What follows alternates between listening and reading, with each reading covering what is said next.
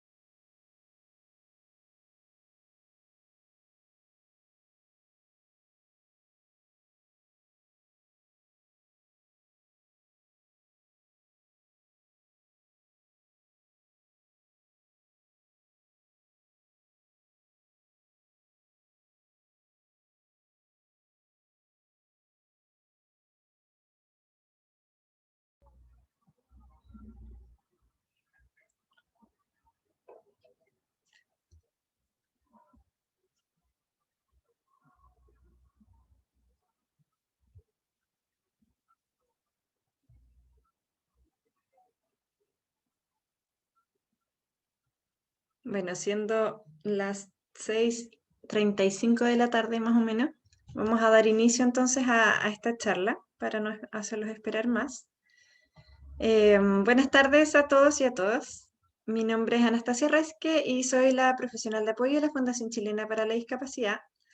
Hoy día voy a estar moderando esta charla, la charla de manejo de la depresión en el contexto actual, instancia que nace finalmente con el fin de visibilizar la depresión como principal causa de discapacidad en el mundo actual. Esto a raíz también de la conmemoración por la lucha contra la depresión, que fue el pasado martes, perdón, 13 de enero, ¿ya? Para esta charla nos acompaña el profesional, el psicólogo Víctor Muñoz Cáceres, quien va a estar exponiendo. Él es psicólogo de la Universidad de Concepción, magíster en educación superior, está cursando este magíster, es docente de la Universidad Católica de la Santísima Concepción y perito en la Defensoría Penal Pública Regional. Así que antes de darle paso a él, me gustaría comentarles que esta charla finalmente tendrá una duración de 1 hora aproximadamente y posterior a ello vamos a dar paso a las preguntas. Por lo que en caso de tener alguna duda, ojalá ustedes lo pueden hacer saber a través del chat. Y como digo, una vez que hayamos finalizado con la charla, se dará espacio a esta ronda de preguntas. ¿Ya? Así que Víctor, te dejo con la presentación.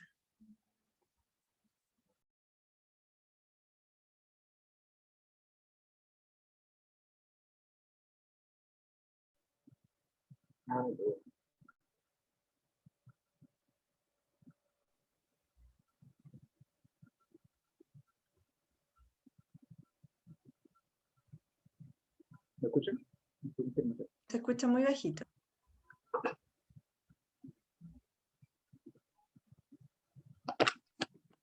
ahí. ¿Se escucha bien? Sí, ahí se escucha mejor. Sí, ya, bien. Primero, gracias por la invitación a las personas de la Fundación. Gracias por la invitación también a Anastasia por presentarte. Cristian dice que se escucha mal. A ver, voy a intentar volver a empezar. ¿Aló? Ahí. Cristian, ¿me escuchas bien ahora?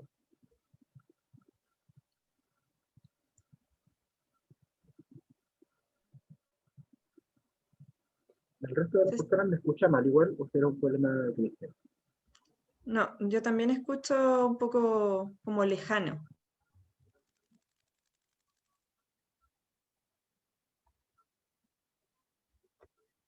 ¿Aló? ¿Ahora sí?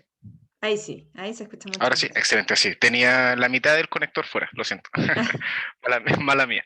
Ya, entonces, les decía, gracias por la invitación, gracias por estar acá. La gran mayoría de las personas están en periodo de vacaciones en términos de educativos, así que lo primero sería gracias por el espacio y gracias por estar acá de manera voluntaria. Eso es algo a considerar siempre. Algo que le agradecería mucho a las personas que están conectadas es que me escriban su nombre, su edad y a qué se dedican.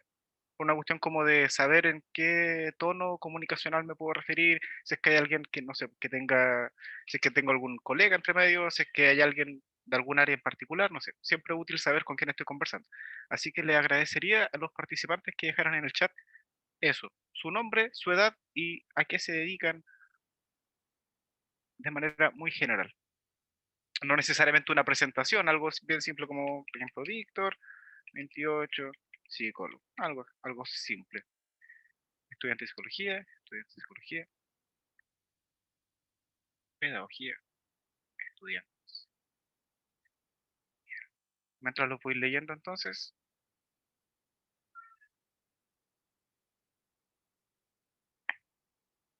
Bien. Entonces, objetivo general de la charla del día de hoy es poder hablar un poquito de la depresión, acotar un poquitito qué entendemos por depresión y entregar herramientas prácticas para, sobre todo, personas que no sean necesariamente del área. Bien. Ya, entre medio tenemos estudiantes de psicología, entre medio tenemos algunas personas dedicadas a la educación, algunas colegas por ahí y personas del área en general. Bien, como dijo Anastasia, cualquier duda, cualquier cuestión que quieran o comentario que quieran realizar, por favor levanten la mano, pueden hablar directamente al chat para poder hacer esto una cuestión más circular, porque al final un diálogo muy monólogo no sé qué tanto rinda. Si usted, no sé, si uno busca conocimiento de manera monológica, como más monóloga, puede llegar a una serie de videos que hay, así que si estamos aquí reunidos, la idea es poder conversar, pues no hacer una cuestión solamente expositiva. Bien, así que habiendo dicho eso, agradezco entonces sus pequeñas presentaciones, me ha dado una idea de con qué estoy conversando. Bien, primero, como bien dijeron al inicio, el día de hoy nosotros estaríamos conmemorando el Día Internacional de la Lucha contra la Depresión, que esto fue el 13 de enero. Ahora, para las personas que hayan sentido, que hayan pasado por depresión, o aquellas personas que estén en depresión, sabrán o sabremos que todos los días son el Día de la Depresión y que al margen de que se conmemoren un día, todos los días pueden ser el Día de la Depresión. Así que, un primer esbozo de qué es lo que vamos a hacer el día de hoy, vamos a hacer algunos comentarios respecto de salud mental. Eh, Vamos a abordar qué es la depresión en términos muy generales y ahí vamos a dar un par de especificaciones y voy a explicar por qué me voy a referir en términos generales en su momento. Eh, Hacer un abordaje entre depresión y discapacidad también va a ser un punto importante y lo vamos a pedir ayuda a Anastasia que nos dé su expertise y experiencia en ese respecto. Vamos a hablar un poquito de cifras nacionales, qué sé yo, factores de riesgo y algunas recomendaciones desde la psicología en términos de cómo poder mantener, abordar y tener un poquito ahí en cuidado el tema de salud mental y depresión. Al final de todo esto vamos a hacer un espacio abierto de dudas. Esto no significa que entre medio no puedan meter la cuchara y conversar, si para eso estamos aquí. Qué bueno, gente tan lejos. Saludos a Antofagasta. Entonces, según la Organización Mundial de la Salud, más de 350 millones de personas sufren depresión. ¿Sí? son cifras bien grandes. Y no necesitamos ir tan grande, tan lejos, si nos quedamos mirando solamente en Chile. En Chile las cifras de depresión se dispararon mucho, sobre todo este último tiempo, y sobre todo ahora último con la pandemia, y vamos a conversar un poquito de esto. Si miramos los índices de depresión, de consumo de alcohol y de consumo de drogas, esos tres indicadores van muy de la mano. Y alguno podrá decir, oye, pero ¿qué viene antes, la depresión o el alcoholismo? ¿O la adicción lleva a la depresión? Bueno, una cosa puede llevar a la otra y evidentemente todas van de la mano. Entonces es un poco difícil delimitar ahí cuál es el huevo y la gallina, a pesar de que en cada caso independiente sí se puede hacer. De manera muy general, tenemos que saber que el último tiempo, sobre todo los últimos años, estas curvas han ido aumentando. Ahora, esto tiene una doble lectura bien interesante porque algunos podrán decir, oh, el mundo está más deprimido ahora hoy en día. Otros podrán decir, quizás ahora recién lo estamos midiendo, porque si ahora último el tema de salud mental está siendo un problema, ahora último se están haciendo las mediciones. ¿Sí? Entonces, claro que las mediciones indican que o sea, pues como el tema de los contagios, pues si tenemos más contagios porque estamos midiendo más contagios. Antes quizás no se medía efectivamente la depresión y no podíamos saber si lo estamos. Entonces hay que interpretar bien los números, por así decirlo. Indudablemente, hoy en día que se está midiendo, el indicador es ese. La población no está bien en términos de salud mental. Ahora, antropológicamente yo le haría una pregunta más general. ¿La humanidad alguna vez ha estado bien? ¿Ha llegado la humanidad a un punto de decir, oh, sí, estamos súper bien, están todas las necesidades cubiertas? No sé, si es que alguna sociedad lo logró en algún momento, les pido por favor que me la recuerden, pero más allá del apogeo de las civilizaciones, el bienestar como entidad más compleja, no sé si lo hemos logrado en términos generales. Por lo tanto, siempre hemos estado cargando con un poco de insalud mental, por así decirlo. No sé si coinciden un poco con eso, pero a propósito de las cifras, que hay que mirarlas con algo de criterio. Otra cosa importante, sobre todo si vamos a hablar de depresión, es entender que estamos en un contexto muy, muy, muy particular. Cuando tú agarras a un organismo y lo encierras, lo estresas. Si tú agarras un ave y lo encierras, lo estresas. Si agarras un animal, si agarras un perro y lo encierras, el animal se va a estresar. Y el animal estresado, ya sea humano o no, un animal estresado, genera una serie de características en su psique, en su mente, en su psicología, llámalo como quieras, pero mentalmente esa persona va a tener consecuencias solo por el hecho de estar encerrado. Y estas consecuencias son negativas. En términos biológicos, en términos muy generales, cuando tú encierras o cuando tú estresas a un organismo, lo que le das es cortisol, químicamente. Su cerebro libera más cortisol. Y el cortisol es la hormona del estrés, en términos muy generales. Entonces, si tú tienes problemas, si tú estás mal, tuviste un problema en cualquier dimensión, o estás encerrado, o cualquiera de las características que nos rodea hoy en día, como tener una pandemia ahí corriendo, estar restringido en nuestros movimientos, no poder ver a nuestras personas queridas, no poder realizar las actividades que antes realizamos. Todas estas cosas son indudablemente un factor estresor. Así que la pandemia de por sí ya es un elemento que puede afectar a una persona que estaba bien, podría estar afectándole, podría terminar depresión, solo por el contexto. Y una persona que antes ya tenía, no sé, problemas o que ya antes ya estaba mal, con el concepto de pandemia encima, ya las cosas podrían ser peor. Entonces, primero, para poder tener una perspectiva amplia, tenemos que entender en qué terreno nos estamos moviendo. Hoy en día las cosas no están fáciles para la gran mayoría de las personas del mundo. ¿Sí? Esto no es una cuestión acotada que estés pegándole solamente a un lugar. Y es bien simple esta cuestión. Como en términos generales, la gente se está muriendo. Punto final. Y si no te está muriendo tú, se te está muriendo un pariente o una persona cercana. ¿Sí? Entonces, la muerte como elemento, muchos podrán decir, oye, pero la muerte es parte de la vida, es una parte de un proceso, claro que sí, pero sociológicamente no está socializada, ni enseñada, ni practicada de una manera integrada en la sociedad. Nosotros no tenemos la muerte integrada en nuestra base de datos. Nosotros tenemos la muerte integrada desde el miedo, desde la pérdida, no es una visión antropológica como la que tenían los egipcios, por ejemplo, o cualquier otra de las culturas que tenían a la muerte ahí como parte de la vida, como las sociedades guerreras, los vikingos, los samuráis, los caballeros, que terminan generando sistemas de creencia para poder integrar a la muerte de una manera menos dolorosa a la vida. Entonces, como hoy en día a nivel global nos estamos dando en la cara muy duro con esta realidad de que somos humanos frágiles y que la carne se muere, en sí, la pandemia ya es un factor estresante. Y si tenías condiciones anteriores, probablemente esto te podría estar afectando mucho más. ¿Bien? Entonces, ¿por qué hago un hincapié inicial en esto?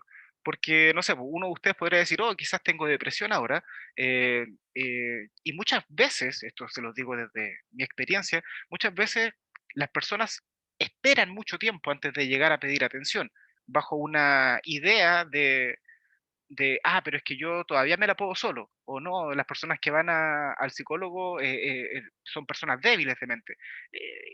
Hay muchos errores en esa lógica, entonces para evitar caer en esa lógica, que de partida tiene muchos errores conceptuales, tenemos que entender que en el contexto en el que estamos, las cosas no están para estar bien. Eso es lo que quiero llegar. Entonces, si hoy en día las personas que están acá escuchando a su vida cotidiana le suman el componente de sentirse mal o creer que tengan depresión, esto puede ser bastante real, ¿sí? No solamente estamos más estresados, ¿sí? A eso es parte de los motivos fundamentales de la charla, darle el peso a la depresión que merece. Esto no es simplemente sentirse mal. La depresión es un estado fisiológico, si entendemos que tu cerebro funciona por puros químicos, eh, los químicos se desbalancean y con los químicos desbalanceados da lo mismo lo que tú pienses, da lo mismo lo que te digan. Si tu químico de base está mal, no está en un nivel adecuado, tu cerebro no va a funcionar de manera adecuada. ¿Sí? Hoy en día tenemos la neurociencia ahí como cúspide del estudio científico del cerebro y de la mente, por así decirlo. Eh, Algunos de corriente más espiritual dirán que eso no es una cúspide, es solamente una lógica matemática que alcanzó una punta, pero sin lugar a dudas, la neurociencia nos dice que el cuerpo y la mente, o el cuerpo y lo que nosotros entendemos mente, van totalmente de la mano. ¿Sí? Esto ya no es como el siglo pasado en que el cuerpo y la mente eran algo separado. Si tú te sientes mal, tu cuerpo se afecta. Si tú tienes pena, tuviste una pérdida muy fuerte o tienes una serie de problemas que ameriten una depresión, tu cerebro y tu cuerpo deja de funcionar bien. Esto es importantísimo. No se trata de no tener voluntad simplemente. Si tú agarras a una persona con depresión y le decís, oye, pero mejora la cara, oye, pero haz cosas, oye, pero sal a jugar a la pelota, disfruta, no vale. Aunque la persona sepa lo que tiene que hacer. Si el cerebro está deprimido, está automáticamente en un estado de no libertad.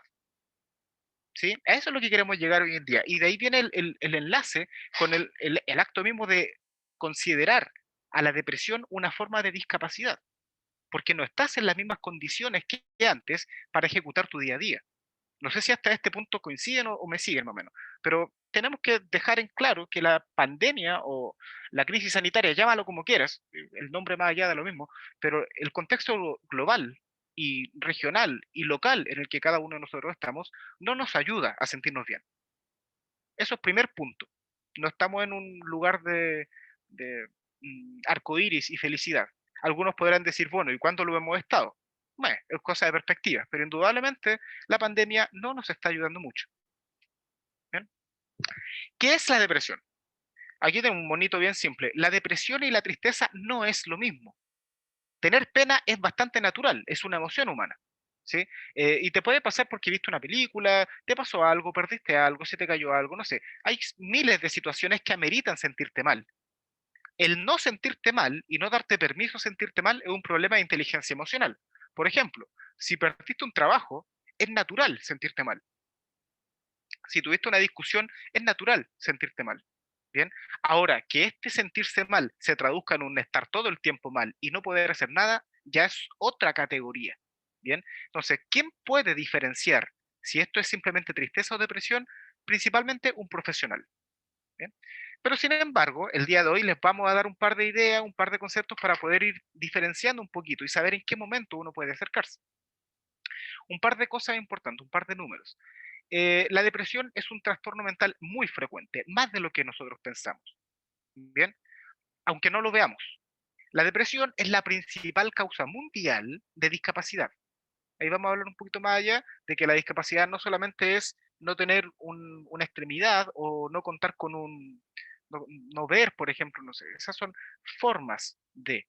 Y si estoy cometiendo un error técnico, ahí asumo el error porque no es mi área de experticia, pero la depresión, perdón, la discapacidad física es solo una forma.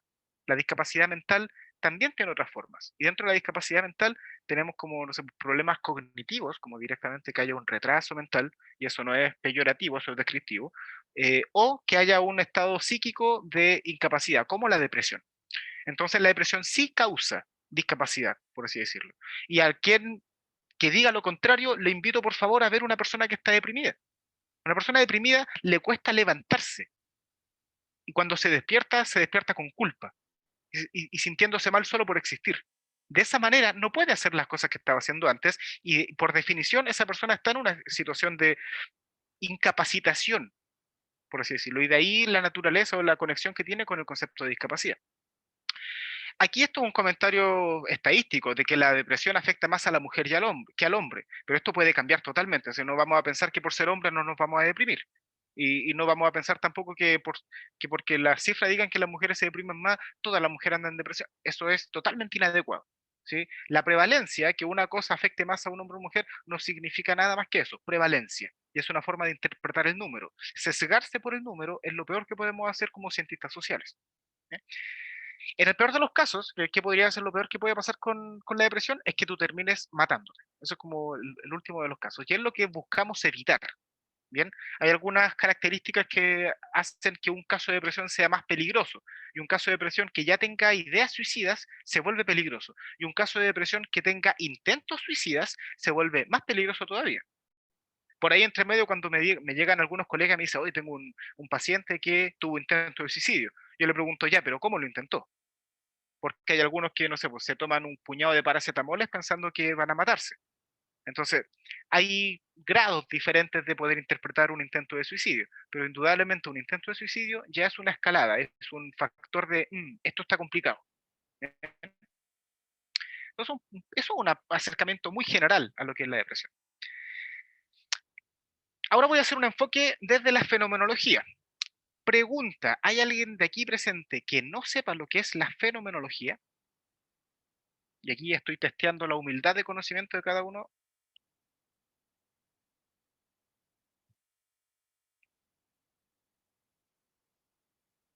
Por el chat, ¿alguien que no sepa lo que es la fenomenología? Gracias, Luz. De manera contraria, si no hubiese dicho nadie, lo hubiese preguntado cualquiera y habrían tenido que ser capaces de definirlo, si esto hubiese sido una sala de clases. Entonces, para las personas que no conozcan el término, los invito a que revisen un poquito más de esto, es bien interesante, pero en términos muy generales.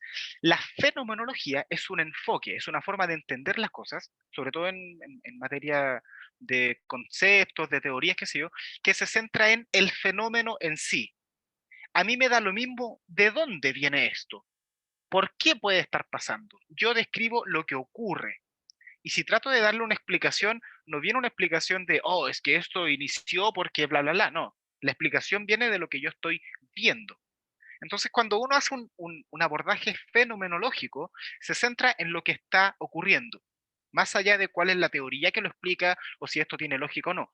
Yo me centro en lo que está ocurriendo. Entonces, por ejemplo, si yo agarro mi tazón y le doy un enfoque fenomenológico, digo, mi tazón tiene líquido y tiene una cubierta de colores, principalmente rojiza. Eso es describir algo fenomenológicamente. ¿Bien?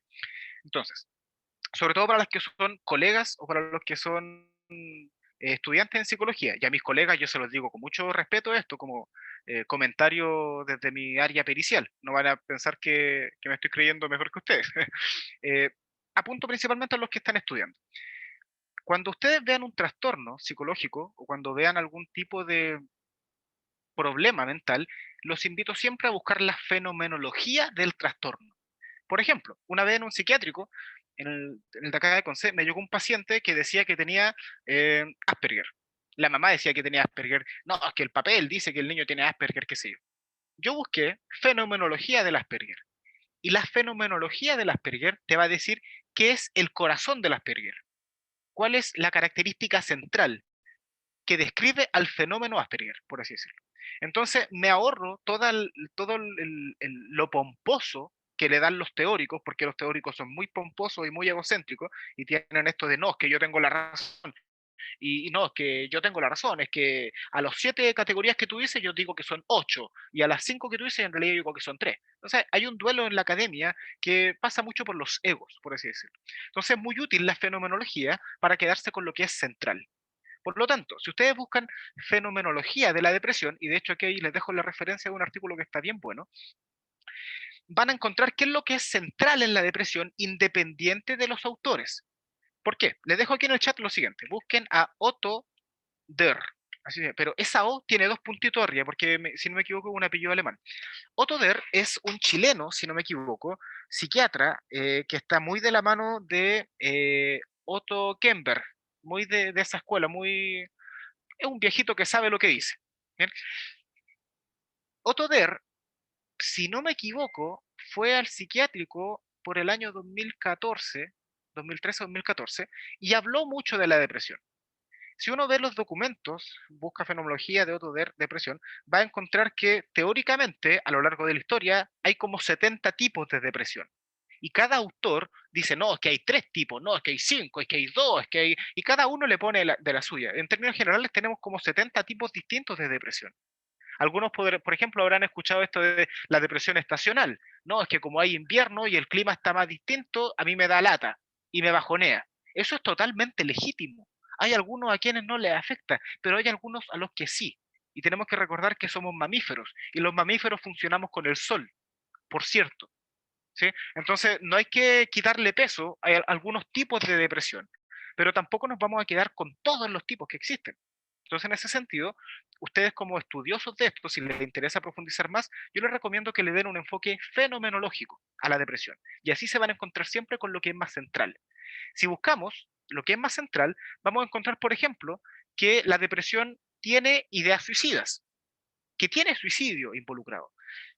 Una persona que tenga depresión está expuesta a una sensación de desvalorización, como yo no me siento valioso, yo no siento que merezca estar vivo, es mejor que yo no esté, que estoy solamente ocupando espacio, todo sería mejor si yo no estuviera. Eso se refiere a la desvalorización. Las ideas de muerte van en la línea de lo mismo anterior que esto. La necesidad de expiación. Ojo con esto. Las personas creyentes, sobre todo las personas que tengan alguna creencia muy, muy religiosa, la sensación de expiar es muy fuerte.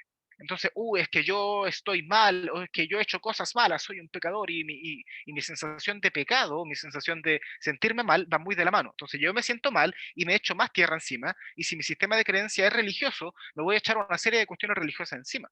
Entonces, ahí viene la necesidad de expiación, y no sería primera vez que a las personas se suicidan pensando en que con eso terminan un algo, o que con eso solucionan algo para alguien más independiente que tengan un rollo religioso encima o no. Cuidado con la necesidad de expiación, que también está presente en los cuadros depresivos. Hay un dolor moral ahí entre medio, sentimiento de culpa. Lo que les decía eso de no merezco estar vivo, que en realidad estoy puro ocupando aire, que sé yo. El sentirte mal y sentir que además estás haciendo algo malo por existir. Dolor moral por algo. Bien, cuidado con eso, que al final es puro prefrontal y cuando la persona tiene pena, el prefrontal no razona bien.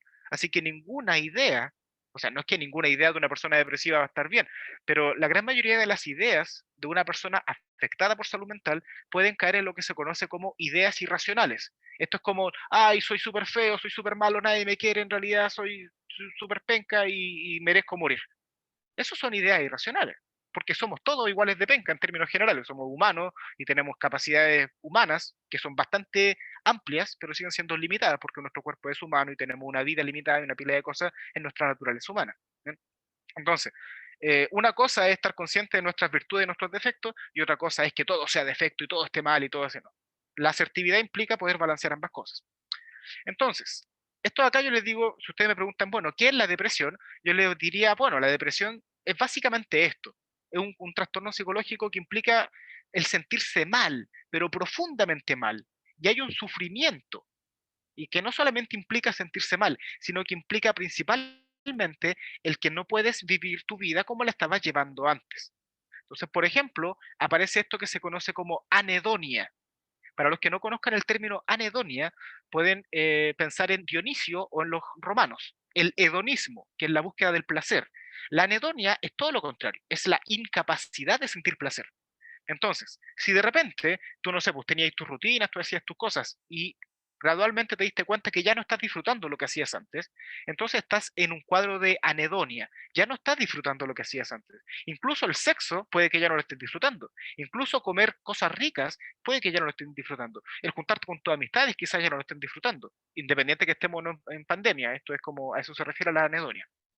Entonces, si ustedes me preguntan qué es la depresión, yo les diría, bueno, busquen la fenomenología, porque o si no van a encontrar toneladas de definiciones y cada autor va a decir, no, es que yo tengo la razón. Beck, por ejemplo, en el 1970 dice que la depresión centralmente se caracteriza por tener una visión negativa, una percepción hostil del mundo y una visión de futuro sufrida o fracasada. Son tres características, ¿bien? Pero con tres características, no sé, cualquiera de nosotros puede tener esas tres características juntas. Y eso es importante para términos diagnósticos. Voy a eso.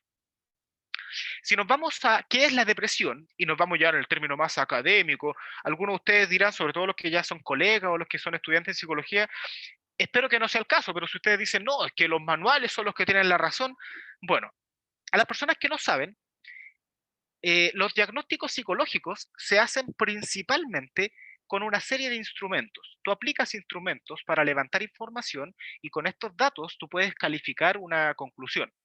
Yo no voy a poder determinar depresión si solo te hago una entrevista.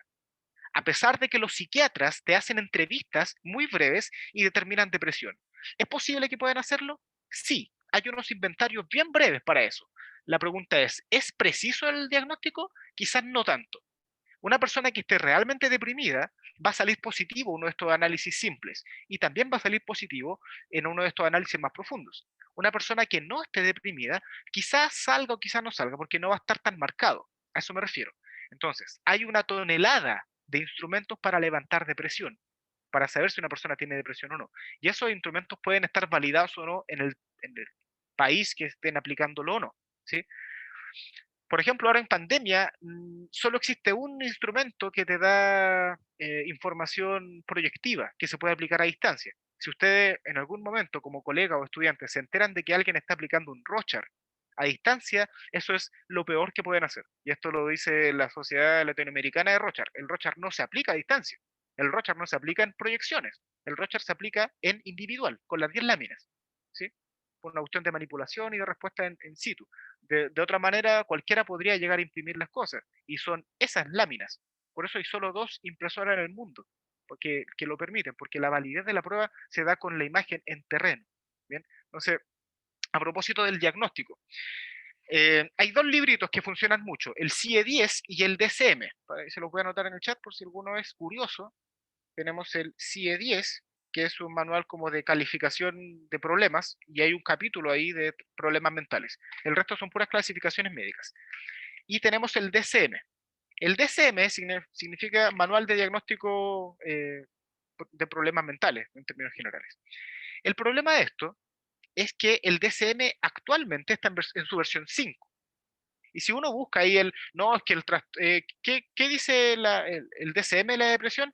El DCM va a decir que existen estos 3 tipos principales de depresión: trastorno depresivo mayor, depresivo persistente y otros trastornos no especificados. Pero también hay otras categorías. Si tú metes tu cabeza y tratas de diagnosticar la depresión o cualquier otro trastorno, solo con el DCM estás perdido. Te lo digo con cariño y con amor. Lo voy a poner de otro punto de vista. Mi tesis y mi especialización la hice con detección de psicopatía a través del uso del test de Rorschach. La psicopatía se comporta matemáticamente, esto hay números de valor que dicen que se comporta distinto que cualquier otro trastorno. La psicopatía se comporta matemáticamente diferente a cualquier otra cuestión, que cualquier depresión, cualquier trastorno bipolar, cualquier esquizofrenia. Son comportamientos distintos. Sin embargo, el DSM-5, que es la última chupada del mate que tenemos nosotros, dice que la psicopatía ahora es parte de los trastornos anormales, de la personalidad anormal. Y síganme con la lógica de esto. Hay un problema técnico en utilizar como sinónimo la personalidad anormal de la psicopatía.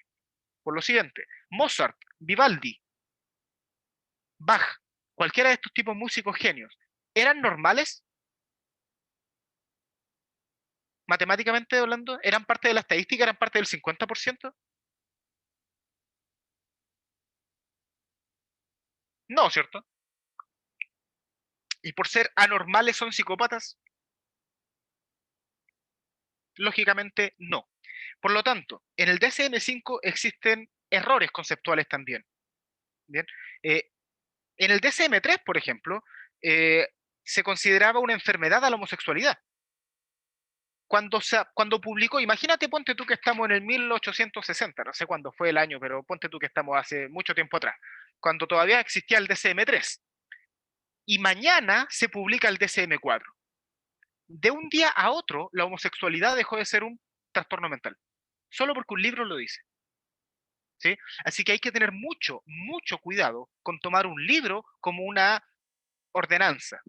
Si ustedes fueran una persona religiosa, yo les diría, ¿y la Biblia o cualquier libro religioso se puede tomar al pie de la letra? Si lo haces, quizás encuentres incongruencias y quizás te encuentres en algún problema. Si lo utilizas como una referencia y como una orientación para hacer tu trabajo cotidiano, puede funcionar muy bien. Pero si nos vamos al pie de la letra, los manuales diagnósticos no son precisos para determinar si hay o no hay depresión. ¿Por qué se los digo? Si tú te metías al DSM y buscas cuáles son los criterios para una persona deprimida, probablemente puntúes en todos, pero probablemente también puntúes para, no sé, otros trastornos que no tengas. Este es el problema de autodiagnosticarse, por ejemplo, ¿sí? O de diagnosticarse con un inventario. Si, no sé, en el DSM dice tienes que tener más de 5 de estos rasgos y te ponen 7 rasgos, 8 rasgos. Generalmente tú miras cada uno de esos y cualquiera de nosotros puede puntuar para ello, sobre todo hoy en día en pandemia, sobre todo hoy en día en pandemia. Entonces, hay que tener cuidadísimo, mucho cuidado, cómo diagnosticar la depresión. Y yo se los digo de una manera mucho más cariñosa. Esto se lo digo como perito. La formación académica de los psicólogos, y aquí los colegas me podrán ayudar o contarme en su experiencia, pero la formación de psicodiagnóstico de los psicólogos hoy en día se está dejando para posgrado. Todos los cursos de especialización, de diagnóstico, de utilización de pruebas, qué sé yo, queda para posgrado. Y en pregrado se les instruye en el cómo funciona la prueba, pero no en la utilización del diagnóstico en sí. Bien, no hay un entrenamiento de cómo aplicar la prueba. Te enseñan a ocupar un Rorschach, te enseñan a ocupar un Bayes, pero no te enseñan a triangular los datos. Y no te enseñan a integrar la clínica y la psicopatología que tienes con las pruebas. Esto es un problema de malla, por cierto, es un problema de formación. Y esto nosotros como psicólogos lo podemos entender. Pero ¿qué pasa con las personas de la calle? Con mi papá, por ejemplo, que no es psicólogo, con mis amigos que no son psicólogos. ¿Qué pasa? Ellos no lo saben. Ellos confían en que si van a un psicólogo, el psicólogo por tener un título es bueno y va a poder diagnosticar. ¿Realmente un psicólogo solo por tener un título es capaz de diagnosticar? Creo yo que no. Creo yo que no. Y cualquier cosa, cualquier persona solo por tener un título no está, no necesariamente tiene que ser un buen profesional. Y eso pasa en todo orden de cosas.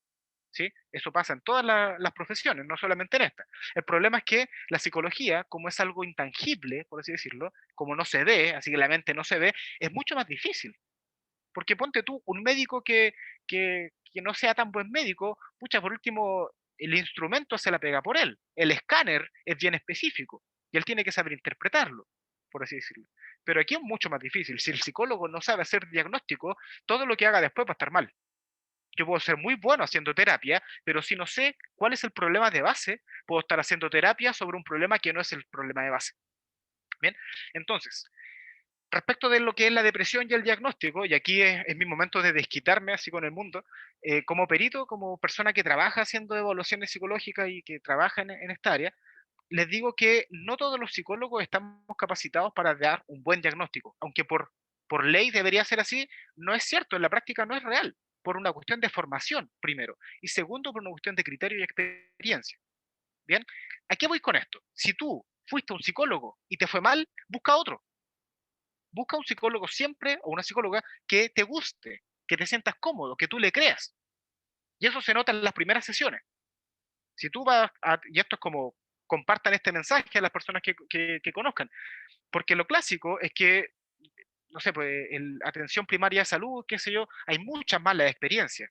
Incluso colegas que salieron de mi propia generación, yo he visto comentarios en redes sociales de, oh, ese psicólogo es malo porque hizo tal y tal cosa súper mal. Entonces, no hay garantía. Una casa de estudio no te da una garantía. Y esto no es por tirarle mugre a cualquier casa de estudio, sino que no pueden confiar de porque sí que el profesional va a ser bueno. Ustedes como usuarios tienen el derecho de una segunda opinión. ustedes como usuarios tienen el derecho de cuestionar el procedimiento. A ver, usted, señor psicólogo, señorita psicóloga, me está haciendo un examen. ¿Qué instrumento está utilizando para hacerme el examen? ¿Y ese instrumento está validado? ¿Y usted tiene cursos para manejar eso? A ver, muéstremelo. Ah, ya, está todo en orden, entonces proceda con el tratamiento. ¿Usted acaso cuando va a un dentista, no sé, deja que haga cualquier cosa? Lo usual es que uno se entrega simplemente porque confía, ¿cierto? Pasa lo mismo con esto, uno se entrega, pero ahí tiene que balancear uno. Hay muchos factores, ¿bien? Y claro que sí, lo que dice ahí nuestro amigo 180802 o amigue, es que básicamente la disciplina no hace a la persona y las personas tampoco hacen a la disciplina. Cada caso es particular, Carolina. Entonces, la invitación es, si sabemos que es difícil hacer un diagnóstico bueno, ustedes tienen el derecho a dudar de sus diagnósticos. Si alguno de ustedes, por ejemplo, fue diagnosticado con algo de chico, usted tiene que saber que eso es solamente una etiqueta y que no define quién es usted. Y puede que ese diagnóstico haya estado mal. Este chico que llegó con Asperger, llegó con 22 años, yo tenía 23, así que era un cabro como de mi edad, pasó 22 años diagnosticado con Asperger y en realidad tenía rasgos autistas. Es una diferencia total. ¿Sí? El tipo tenía autonomía y fue cosa de decirle a la señora, su hijo no tiene Asperger de la forma en que lo están entendiendo, y la vida del muchacho cambió totalmente, porque el diagnóstico cambió. ¿Sí? Así que cuidado con la etiquetación aquí, porque un mal diagnóstico puede dejar la escoba. Un buen diagnóstico te puede salvar la vida y un mal diagnóstico te puede dejar la escoba. Ese se lo digo con todo el amor de la vida. ¿Ven? A propósito del DCM, que hoy en día estamos en el quinto, pero no porque tengamos el DCM 5 en la última chupada del mate. ¿Hasta este punto estamos bien? ¿Alguna duda, comentario? Sí, gracias. Agradezco mucho la retroalimentación porque, como les dije, esto me parece que es una charla, no un monólogo, así que gracias por sus comentarios. Bien, entonces, eso respecto del DCM. Ahora, dejemos de lado los libritos porque ya sabemos que si uno quiere hacer un buen diagnóstico, llega un buen profesional y el profesional sabrá aplicar. Bien, no es tan simple como llegar y decir tengo o no tengo depresión, es un trabajo severo, hay hartas cosas que ver. Sin embargo, ya que estamos aquí en una charla y la idea es que tengamos herramientas, aquí yo les dejo un par de cosas que podrían alertar si es que alguien tiene depresión. Lo principal para que una persona diga, oh, si en realidad tengo la duda de si tengo o no tengo depresión, es la motivación para hacer cosas. Si tu vida se está afectando, la vida que tenías antes, se está afectando, entonces cuestiónate. ¿Bien? El problema es que ahora todas nuestras vidas se están afectando por una cuestión que no está en nuestro control. ¿Sí? Se trata todo de control, diría Foucault, el biocontrol, controlas el cuerpo de las personas y controlas la mente de las sociedades. Al final, los métodos de control se tratan de eso. Pero más allá del control y de la situación de pandemia, eh, hay características que, con o sin pandemia, si te aparecen, préstale atención. Por ejemplo, problemas de sueño. Ahora, seamos, seamos sensatos aquí, pues si tú te acostáis todos los días a las 3 de la mañana y después decís, hoy tengo problemas de sueño, bueno, eso no viene de un día para otro. Seamos justos. Si tú te dormías todos los días a las 9 de la noche y de repente empezaste a dormirte a las 3 de la mañana, ahí ya tenemos un problema. Pero si tú usualmente tienes un sueño malo, como te acuestas tarde y te levantas ya a una hora inadecuada, entonces, bueno, vienes arrastrando un trastorno de sueño aparte. Y eso es algo que hay que trabajar, claro que sí, pero yo hablo de alteraciones del sueño que sean notorias a el punto de referencia. Entonces, por ejemplo, los jóvenes, las personas que estudian, qué sé yo, duermen a las 3 de la mañana, se acuestan retarde, qué sé yo, y no solamente los jóvenes, muchas poblaciones, muchas personas tienen los sueños cambiados. Lo importante aquí es reconocer que somos mamíferos y que nos movemos con el sol. Si tú alteráis los procesos de sueño, va a alterar también la cuota de vitamina D, la melanina y una pila de cuestiones que al final pueden afectar tu cerebro. ¿Bien? Entonces, rasgos de cómo detectar que tenemos depresión en general, aunque no vayamos a un profesional. Primero, trastornos del sueño. Segundo, la pérdida del interés por las actividades que tú ya tenías. ¿Sí? Eh, no sé, pues si antes tú disfrutabas juntarte con amigos y ahora no te puedes juntar con amigos, eso quizás no cuente tanto. Y ahí tenemos que balancear las cosas. ¿Bien? Onda, sí, claro que cuenta, pero ahora estamos por mandato, entonces es como obligado nos vamos a sentir mal porque no podemos hacer esas cosas. ¿Bien? Quizás piensa en cosas que dependen más de ti, cosas que podías hacer en la casa. cosas que no dependan tanto de la pandemia. En esas cosas que no se afecten tanto por la pandemia, quizás podrías ver si es que te está afectando o no. Por ejemplo, si tú tocabas violín o guitarra o batería en tu casa y después ya ahora ya no lo haces, con o sin pandemia tocas igual en tu casa. Entonces no se afecta esa variable por las cosas externas, ¿viste? Y ahí podrías notar mucho más si estáis perdiendo motivación por algunas cosas. Ahora, una persona que no tenga interés o motivación para hacer las cosas que hacía, se le nota igual. Así que da lo mismo lo que les diga, eso se nota. Disminución de la capacidad de pensamiento o concentración, eso es totalmente relativo. Para algunos podrán pensar, no, es que yo pienso mucho todo el tiempo. Sí, eso se llama conciencia, eso se llama presente, eso se llama procesamiento racional. No eres un Sherlock Holmes que ahí procese al máximo. No, eso es lo que hacemos usualmente, eso se llama pensar. ¿Sí? Entonces, es relativo esto de estoy pensando más, estoy pensando menos, me concentro más, me concentro menos. Eso es bastante relativo, por así decirlo. Ahí podemos entrar a ceder un poco más. Esto sí es más claro, sentimientos de inutilidad o culpa. ¿Culpa de qué? ¿Por existir? Como loco, agradece que estamos existiendo. ¿Sí? Eh, Se los digo para que no vean que estoy tirando piedras de una vereda muy distante.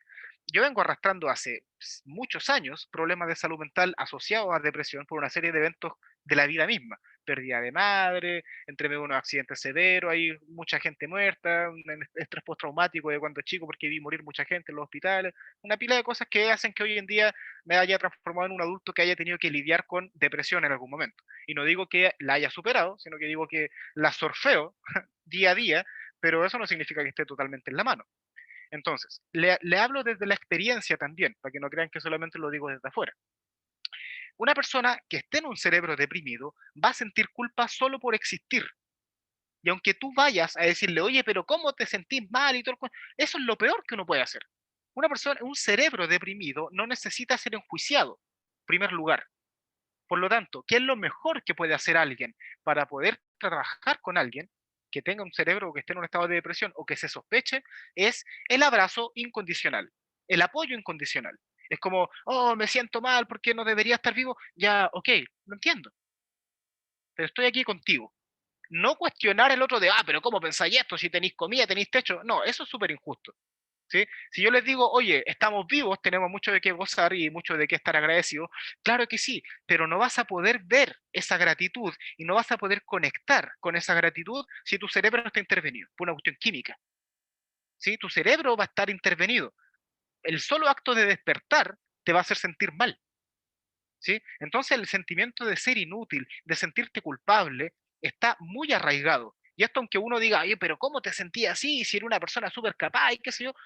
Da lo mismo lo que tú le digas a un cerebro deprimido. Si el cerebro está deprimido, nada de lo que le digas va a cambiar esa naturaleza química, más que un tratamiento.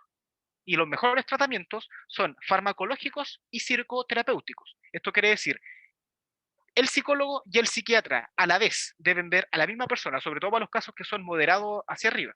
¿Bien? ¿Por qué? Si solo tomas pastillas, vaya a estar poniendo eh, una olla debajo de una gotera. Eventualmente vaya a necesitar una olla más grande, porque no estáis trabajando el problema de base. Entonces, la olla es como tomar pastillas y tomar terapia es como trabajar el techo, trabajar la herida en sí. Lo mejor que puede hacer es ambas cosas en conjunto, porque una de por sí sola quizás no alcanza a solucionarte el problema. Compartan ese saber. Porque usualmente uno dice, ay, no, es que tengo que ir al psicólogo y al psicólogo, y punto. Y llegaste al psicólogo y el psicólogo te hace una evaluación y qué sé yo, y te aplica el test de Rocher y te aplica pruebas y dibuja a la persona bajo la lluvia y te mete el chamullo. Lo primero que tiene que hacer un psicólogo para determinar si hay depresión o no es mandar al psiquiatra. Sorry que lo diga de esa manera, pero la primera manera para hacer diagnóstico es descartar que el cerebro tenga un desbalance químico. Porque puede que tu cerebro tenga baja la vitamina D o la vitamina D o las vitaminas del complejo que tienen que ver con el sol. Esto es así de simple. Pero te hacen un hemograma, un examen de sangre para saber cómo están tus niveles y dicen, ah, a esta persona le falta más nutriente de esto, le falta este químico. Y la depresión, ¡pum!, se te retrocede un poco. Y ese apoyo químico, más la terapia, te puede ayudar bien. ¿Bien? Así que, ojo, no basta solamente con palabras de aliento ni con un buen terapeuta. Muchas veces el cerebro, estando biológicamente intervenido, necesita también una intervención biológica. ¿Sí? Por ejemplo, Algunos dirán, no, si la marihuana no hace nada, no, qué sé yo. Pero la marihuana te provoca anedonia. Con el tiempo, dejas de disfrutar las cosas, porque le estás alterando tu centro dopamínico, el centro de la recompensa. Entonces, con el tiempo suficiente, vas a generar anedonia, ¿bien? Y tienes una intervención biológica. El químico que te están mandando, que al final los opiáceos, la morfina, la marihuana, la heroína, todos esos son opiáceos que tienen un efecto analgésico en el cuerpo. Si tú les vas dando más analgésico al cuerpo, el cuerpo se va aturdiendo, finalmente tu cerebro altera el centro del placer y ya no disfrutáis con un caño, disfrutáis con dos o con tres. Y la vida misma, comer o pasar tiempo con tus amigos, eso quizás ya no lo disfrutes. ¿Bien? Así que eso, cuidado con el tema de los efectos biológicos, que un cerebro deprimido está biológicamente intervenido. Bien, eso sería como en general un cómo detectar a la depresión. Hago, acuso, recibo ahí el mensaje por interno del tiempo. Iré acortando un poco las cosas. Me parecía importante darme esta detención aquí. Entonces, cualquiera de estos rasgos que presentes, préstale atención. Si empezáis a alterar esas cosas. Otra cosa importante, la depresión genera una disfunción cognitiva. Piensas de manera diferente. Psicomotora, tu cuerpo ya no se mueve con la misma agilidad y de otros tipos. ¿Bien? La depresión va muy de la mano con otros trastornos también, como la ansiedad, qué sé yo, las crisis de pánico. ¿Bien? Y eso dificulta muchas veces un buen diagnóstico porque va de la mano con otros trastornos. Ahora, pasa mucho que como la mente es compleja y todo tiene que ver con todo, pueden haber tres cosas, tres problemas, cuatro problemas, cinco problemas. ¿Sí? No necesariamente la depresión sea el problema, puede ser parte de otro. Entonces, por eso es importante un buen diagnóstico, para saber qué es lo que realmente hay, cuál es la intensidad, etcétera, etcétera. Los pacientes con cualquier forma de depresión tienen más probabilidades de caer en el abuso de alcohol y otras sustancias. ¿Por qué? Porque la depresión es sentirte mal. Meterte sustancias es sentirte bien, en términos químicos. Me siento mal, dopamina baja, cortisol alto, me meto, no sé, alcohol o cualquier otra droga, dopamina alta, cortisol abajo, me siento bien. Entonces, una persona deprimida va a buscar más meterse consumo de droga. Y por eso, con los índices altos de depresión, aumenta el consumo de alcoholismo y aumenta el consumo de drogas. Pregúntense qué es lo que pasó con la pandemia. Con la pandemia aumentó la venta del alcohol, aumentó el consumo de drogas y aumentó la depresión. Cosas lógicas, una cosa lleva a la otra. Ahora, si tienes depresión y te pusiste a fumar para calmar la ansiedad, probablemente también va a generar problemas de salud pulmonar. Una cosa lleva a la otra, ¿viste? Entonces hay que tener un panorama amplio en el términos de diagnóstico, porque los efectos son múltiples. Una persona deprimida afecta todas las dimensiones de su vida, ¿bien? Y principalmente una persona con depresión se te puede ir el sistema inmune al suelo, y con el sistema inmune al suelo, todo lo demás, bienvenida a enfermedades. Y ahí no tengo que profundizar en eso. Así que tomémosle el peso a lo que implica la depresión. No es simplemente, esta persona se siente mal. Terminan matándose no por algo, no porque sí. ¿Bien? Si tú agarras el DSM-5, tienes dos formas de hacer diagnóstico, que es lo que yo les decía. Las características del libro, que es lo que está acá abajo, y la característica biológica. Entonces, antes de hacer un diagnóstico psicológico, yo tengo que hacer un diagnóstico biológico. Por eso les decía que un buen diagnóstico implica un paso biológico. Si a ti te determinaron, perdón, si a ti te diagnosticaron depresión y no te hicieron un estudio de hemograma, entonces, bueno, quizás no tenías depresión. O sea, claro, tenías depresión, pero el origen no es el que te decían. Y sabiendo el origen es importante eso, porque si tenías un desbalance químico, restablece el balance químico. Y si el problema no es químico, entonces vamos por otro lado. Es importante delimitar eso. Resumen hasta acá. La depresión se definió a través de los años y hay muchos autores hablando de eso, así que hay muchas clasificaciones. No nos perdamos por eso, siempre centrémonos en la fenomenología y de ahí hacia arriba podemos explorar. Los manuales son propensos al error si se utilizan de manera cerrada, así que ahí utilicen-los con criterio. Un correcto diagnóstico implica una evaluación biológica, eso es certero. ¿Bien? Y la depresión tiene muchos tratamientos que son más efectivos y eficientes y va a depender para cada persona. No todas las personas les funciona lo mismo, porque cada persona es un universo distinto y cada universo es diferente en sus leyes de otro universo. Y entre cada universo hay un universo de distancia. Así que lo que te funciona a ti puede que no le funcione al otro. Lo que a mí me funcionó puede que no le funcione a los demás. Por eso es importante que un profesional vea cara a cara el caso, ¿sí? Y no nos quedemos con generalizaciones. La depresión es algo real, la gente se muere de eso, ¿bien? Y todo diagnóstico debe ser realizado por un profesional. Esto aquí es un esquema general de cómo funciona el sistema como de salud mental. Si tú sientes que tienes problemas, qué sé yo, de salud mental o crees que hay alguien que tenga, lo mejor que pueden hacer es ir a un centro de atención primaria de salud, que es el CEFAM, el consultorio. Ese es un centro APS. El centro APS te va a derivar a otras instancias dependiendo de la gravedad, o un centro de salud mental si es que cuentan con ello. ¿Bien? Entonces, si tienes atención privada y tienes cómo hacerlo, contacta a un psicólogo privado o un psiquiatra privado y a través de la atención privada puedes hacerlo. Pero si no tienes medios para hacerlo de manera privada, el auge cubre la depresión. Y sabiendo que está cubierto por el auge, podemos hacerlo de manera gratuita y ahí tenemos beneficio y derecho a la excelencia en la atención, una cuestión de beneficios monetarios y una fila de otras cosas, solo porque está en el auge. Así que eso, la depresión es parte del auge, se pueden atender en cualquier centro de atención primaria. Ahora, tengo centenares de amigos que se han atendido en atención primaria y muchos comentarios negativos. Sé que te van a atender en 2 o 3 meses más, sé que no es el ideal y sé que vamos en camino a que esto sea una atención decente. Nuestro sistema de salud entero no es bueno. ¿Bien? Entonces, no es justo decir que esto es malo, tampoco es justo decir que es bueno. Estamos en mitad de camino y esto está en proceso de mejora, pero hay recursos actualmente, hay recursos para hacerlo. Hay forma de hacerlo, hay forma de hacerlo. ¿Sí? Entonces, el punto de inicio sería el CEFAM. Ahora, con todo lo que está pasando, muchas funciones están deteniéndose. Y por eso ahí es importante buscar otros recursos.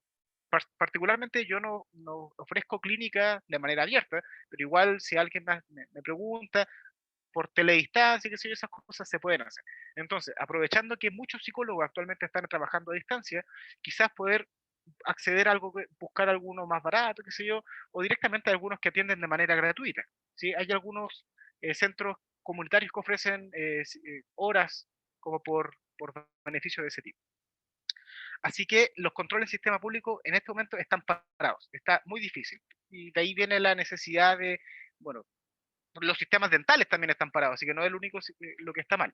En otras condiciones normales, o condiciones de no pandemia, esto sería la lógica. Tú te acercas al consultorio y de ahí te derivan. ¿Bien? Claro, Edith menciona eso, es muy real, hay foros de emergencia. Yo los desconozco, no los tengo aquí humanos para pegarlos. Si Edith los conoces, por favor, los podrías compartir.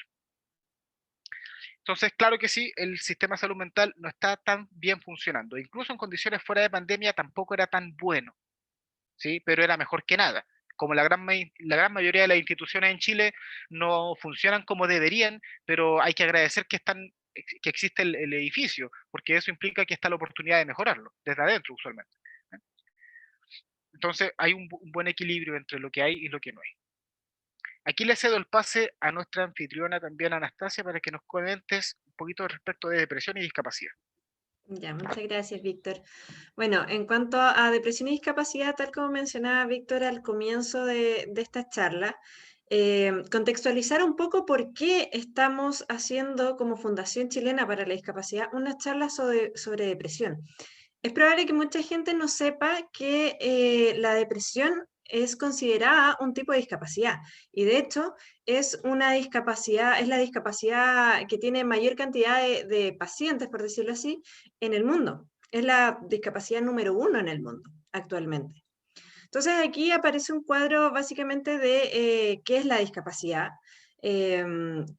cómo inciden los factores personales y los factores ambientales en la generación de discapacidad en las personas, que es una combinación finalmente de deficiencias propias de la persona, limitaciones que esta persona tiene para desenvolverse en las actividades y restricciones en su participación en la sociedad. En cuanto a las deficiencias, podemos encontrar discapacidades de tipo físicas, como mencionaba Víctor inicialmente, de tipo mental y de tipo sensorial. En cuanto a la discapacidad de tipo mental, encontramos la discapacidad de origen psíquico y discapacidad de origen intelectual. ¿ya? Y dentro de la discapacidad de origen psíquico es donde situamos a lo que es la depresión, así como también la esquizofrenia, ¿ya? Son trastornos que son considerados como discapacidad actualmente. De hecho, las personas con depresión y las personas con esquizofrenia, como mencionaba, tienen en su poder, pueden ellos acceder a lo que es la pensión de invalidez y también lo que es la credencial de discapacidad, ¿ya?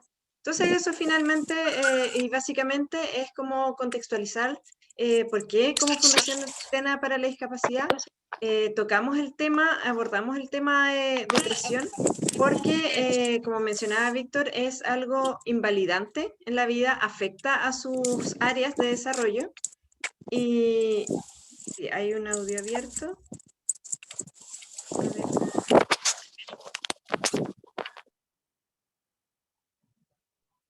Ahí creo que está. Sí. Ya. Finalmente, como dice ahí, la discapacidad es un fenómeno complejo que refleja una interacción entre las características del organismo humano y las condiciones de la persona, ¿ya? Las características del individuo y las características del entorno finalmente que lo rodea. Entonces, las personas con depresión finalmente son consideradas personas con discapacidad porque tienen dificultad para desarrollar su vida común, su vida diaria, tienen limitaciones en su actividad, tienen restricciones en la participación. Entonces nosotros como Fundación Chilena para la Discapacidad apoyamos también a las personas que tienen diagnosticado, que tienen su credencial de discapacidad y diagnosticado la depresión. Eso. Víctor, te vuelvo a ceder la palabra. Entonces, se escucha, ¿verdad? Se escucha bajito nuevamente. ¿Ahora me escucha bien? No, no se escucha tan bien como antes.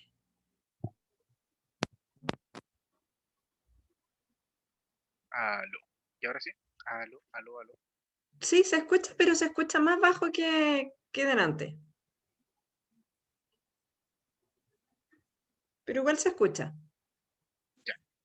Bien, entonces, lo que decía Anastasia entonces es que la depresión es considerada también una forma de discapacidad y de ahí la importancia de si uno de ustedes o conocen a alguien, la idea de esto es que el conocimiento quede para ustedes y ustedes puedan dispersarlo en sus redes, eh, que si conocen a alguien que esté en una situación, no sé, para explicarlo en palabras más simples, alguien que esté ya en el hoyo, que esté muy mal, por favor, inviten a esa persona a hacerse que pase por el proceso, porque ahí hay apoyo desde diferentes organizaciones, de diferentes instituciones que pueden de partida sacar a esa persona del estado de salud mental deficiente en el que está e incluso entregarle beneficios, como poder darle apoyos institucionales, por así decirlo. Así que en términos generales no están solos o no estamos solos en este cuadro mental, por así decirlo.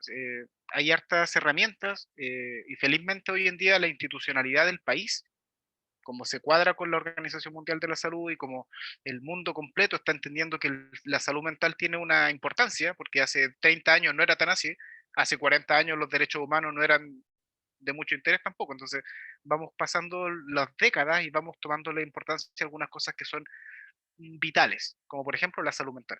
¿Bien? Al margen de cualquier cosa, hoy en día sabemos que el modelo de salud implica lo biopsicosocial, así que ya pasamos la visión de que tú estás sano solamente si no tenés fiebre.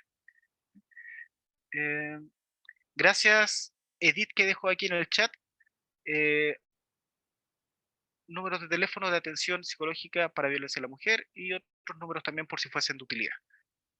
Ya, entonces continuamos de esto para darle un cierre. Como les decía, ya pasamos un poquito a hablar de factores de riesgo, qué sé yo. Y aquí yo no le voy a hacer una clase de, oh, estos son los factores de riesgo de la depresión, sino que pensemos o acompáñenme en este procesamiento de manera mucho más general. Hoy en día, como ya les decía, tenemos un enfoque de bienestar que es biopsicosocial. Para que la persona goce de buena salud, que por ende vamos a entender que está en un estado de bienestar, no solamente basta con que su cuerpo, que son los factores biológicos, esté sin enfermedad, sino que los factores psicológicos y sociales también tienen que estar bien. Entonces, por ejemplo, Factores psicológicos, puedes tener enfermedad, psicopatología presente, o cuáles son tus estrategias o tu forma de enfrentar la realidad. Bien, eso puede estar mal. Algunas de esas cosas pueden estar mal y va a tener un factor psicológico que va a ser un factor de riesgo. ¿Sí? Entonces, por ejemplo, una persona que tenga, no sé, un trastorno bipolar, porque sí, porque una cosa es adquirir un trastorno y otra cosa es que tú vengas con esto, y ahí ya no es un trastorno propiamente tal, ya hablamos de psicopatía o psicopatología más severa, como el patos, hablamos de un componente patológico. Esto no estaba bien y se puso mal, esto venía mal. ¿Sí? Es una diferencia técnica. Entonces, si hay factores psicológicos, ahí como no sé, un problemita, no sé, ponte tú un estrés postraumático desde la infancia, alguna cosa así, puede afectar a la depresión. Factores biológicos. Entonces, puede que tú tengas, a ver, no sé, yo me rompí la pierna, por ejemplo, el 2014, y por romperme la pierna, que es un factor biológico, mi mente se afectó. Entré en depresión también por eso, porque pucha, ya no puedo hacer los deportes que hacía antes, qué sé yo, una pila de cosas. Factor biológico afecta a la mente, ¿sí? Por ejemplo, si tú tienes el factor biológico de que estás sobrepeso, tu autoconcepto se va a afectar y te va a decir, no, que estoy terrible guatón, que soy terrible feo, qué sé yo, y me voy a sentir mal y me puedo terminar generando una depresión por factores biológicos. Ahora, evidentemente, esto va de la mano y esto, por eso se tocan estas dimensiones, porque no son dimensiones separadas, todas tienen que ver con todas. Lo que les digo es que cada una de estas dimensiones es un posible factor de riesgo, es una zona donde pueden haber factores de riesgo. ¿Bien? Entonces, lo clásico, factores de riesgo físico o factores de riesgo psicológicos, pero también están los factores sociales. Porque, ¿qué pasa, por ejemplo, si en tu casa el ambiente social, no sé, un ambiente de violencia? Eso te va a dar factores de riesgo para generar depresión. Si en la casa te pegan, por ejemplo, o si en la casa, no sé, miren los números del abuso sexual. No, alguien corríjanme aquí, pero es una cuestión así como de 3 de cada 4 niñas han sido abusadas sexualmente de alguna manera en su vida. Es una estadística brutal, así como más del 50% de los niños han sido abusados. Corríjame la estadística, pero a lo que voy, en tu casa puede estar pasando una situación de abuso brutal, no necesariamente física, o puede ser psicológica, pueden maltratarte. El estilo de crianza de tus padres puede ser autoritario y te pueden pegar todo el tiempo. Esos son factores sociales de riesgo, que también son factores biológicos porque te están pegando. Hay un riesgo físico ahí. ¿Sí? Eh, un factor social puede ser el estrés del trabajo, el estrés del estudio. Por ejemplo, no sé, en mis estudiantes de todo este año que hemos hecho clase en pandemia, yo le he modificado la forma de evaluarlos para no darles un estrés académico de, por ejemplo, hoy que el certamen, que el certamen. No, hagan trabajo simplemente. Entonces uno puede ir modificando algunas cosas para generar menos estrés de alguna forma. Y de otra manera, quienes no lo hagan van a generarse un estrés académico extra. Entonces puedes tener estrés laboral o estrés académico y estas cosas te pueden generar problemas de dimensión social. Y si tienes un problema en cualquiera de estas, tienes un factor de riesgo. A eso me refiero. Entonces alguien dice, ¿y cuáles son los factores de riesgo de la depresión? Finalmente, tener un factor de riesgo es estar mal en alguna de estas dimensiones. Y ese estar mal, cuando se vuelve un estar muy, muy mal, finalmente termina afectando de manera directa a una depresión. Si es que no es provocándola, va muy de la mano. ¿Bien? Entonces, los factores de riesgo los podemos ver entendiendo el modelo biopsicosocial, que el bienestar implica estas tres dimensiones. Así que cualquiera de estas tres dimensiones que empiecen a fallar, te van a alterar. Por ejemplo, nosotros tenemos factores sociales ahora. Además del factor biológico del virus y todo el cuento de que el COVID, el factor social. Tú ya no te puedes reunir con tus amigos como siempre. Y si lo haces con culpa, o lo haces con la desaprobación del medio, ¿cierto? Lo haces como si fuera un acto delincuente, básicamente. Legalmente lo es, pero entonces, los factores sociales ya no están funcionando como antes, por lo tanto esto puede estar mal. Y mucha gente, por no juntarse con sus amigos, puede caer, no, es que yo me siento triste porque no veo a la gente, bla, bla, bla. Entonces, ojo con eso. Los factores de riesgo están en cualquiera de estas tres dimensiones. ¿Y por qué? Porque si entiendes que el bienestar humano se traduce en que tu cuerpo esté bien, tener seguridad de techo, de trabajo. Además de eso, tener comida y tener techo, tienes que interactuar con otros. Y además de interactuar, tienes que ser validado por otro, el resto te tiene que querer también. Y además de eso, tienes que tener una considerable cuota de autorrealización. Esas son las necesidades humanas. Entonces, ordenémoslo de manera más legible. Factores de riesgo para depresión. Que tu historial familiar tenga depresión, alguna familiar que haya tenido depresión. ¿Por qué? No es como que sea contagioso, por así decirlo. No es como "Ay, que esta persona tiene depresión, estornudó y me va a pegar la depresión". No, pero si por ejemplo mi tío tuvo depresión, probablemente el ambiente de mi tío no esté tan lejos del ambiente mío, porque está cerca mío. ¿Sí? Entonces, por ejemplo, no sé, pues, mis tíos fueron criados en un ambiente muy violento. Yo no convivo con ninguno de mis tíos, pero a través de la pauta que ese ambiente le dio a mi madre, por ejemplo, mi madre me puede gotear esa pauta a mí y yo me puedo deprimir igual, por así decirlo.